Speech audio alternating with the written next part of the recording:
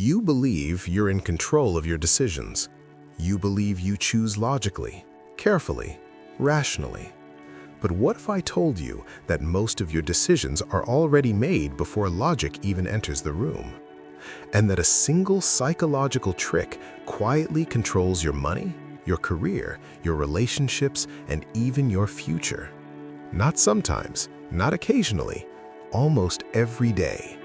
And the most dangerous part? You don't even notice it. Let's talk about it. The illusion of choice. From the outside, life looks like a series of choices. Should I start this business or stay safe? Should I leave this job or tolerate it? Should I speak up or stay quiet? You feel like you're weighing options. But neuroscience shows something uncomfortable. Your brain doesn't decide based on logic first. It decides based on emotion and then uses logic to justify the decision later. In other words, logic is not the driver, it's the lawyer.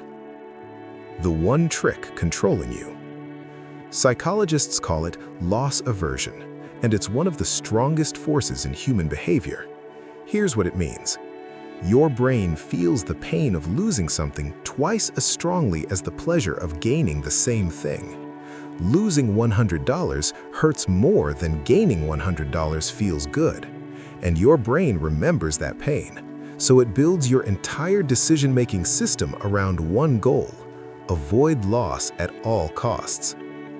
Why your brain uses this trick? Thousands of years ago, this made sense. Loss meant death. Mistakes were fatal. Risk was dangerous. So your brain learned a rule. If something feels uncertain, avoid it.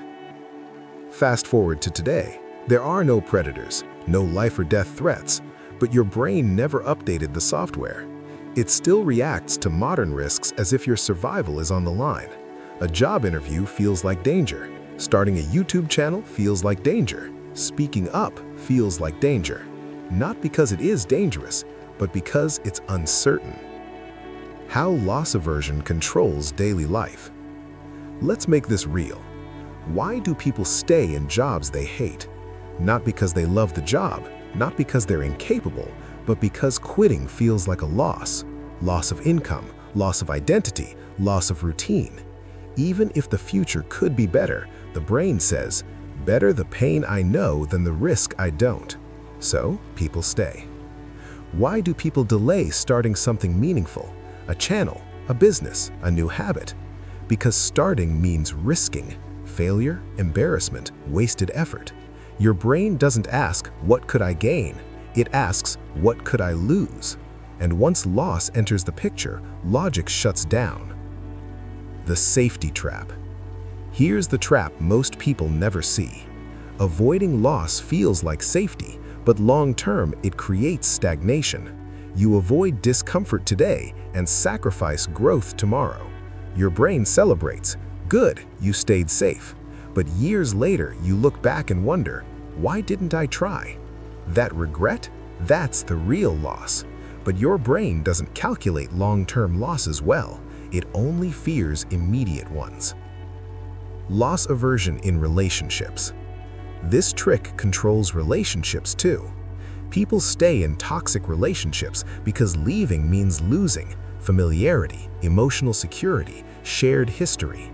Even loneliness feels safer than uncertainty. So the brain chooses the known pain over the unknown possibility, not because it's right, but because it feels safer. Your brain is not evil, it's protective. Important truth. Your brain is not sabotaging you, it's protecting you. But protection is not the same as progress. A helmet protects your head, it doesn't help you run faster. Your brain's job is survival, not fulfillment, not success, not purpose. So if you wait for your brain to feel ready, you'll wait forever. Why logic fails against this trick. This is why motivation videos don't work long-term. You understand the logic, you know what to do. But understanding doesn't override loss aversion, because fear speaks louder than logic.